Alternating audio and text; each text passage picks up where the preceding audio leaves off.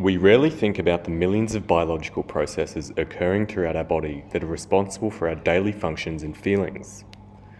For example, what is actually occurring in your body between taking a Panadol when you have a headache and the resulting pain relief? Weirdly enough, for many chemicals we only have a vague idea of this process. This is because the ways a chemical can interact with a cell are incredibly complex and occur across many biological levels, involving many hugely complex systems that regulate and mediate cell proliferation. But that isn't to say the medications that you're taking are dangerous for you in any way.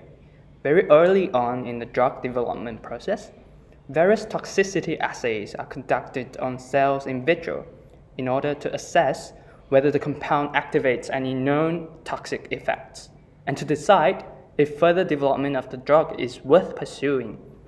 In stem cell research, large-scale and expensive versions of these assays are often conducted to explore the effects of thousands of chemicals on different stem cell properties, such as cell fate determination or sensitivity. The goal of our team for the stem cell hackathon was to create a predictive model that can facilitate these research by taking advantage of the huge amount of biological data currently available online.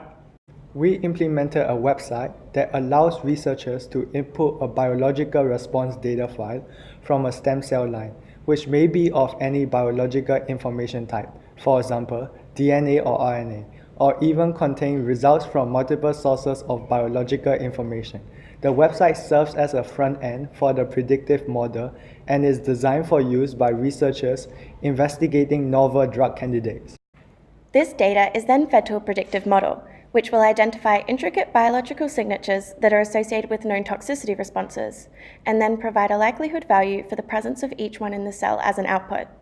Using this model, researchers can exploit the huge amounts of biological response data that are available online right now in order to ascertain whether their drug candidates will induce any toxic biological effects, and to rule those out before investing further time and resources into development. A small prototype deep neural network model was created for transcriptomic data, which was trained to identify 12 toxicity effects across various pathways. The model was trained on the intersection of two high-throughput assay datasets, investigating their toxicity effects with a prediction accuracy of 78% after training on only 2,500 samples.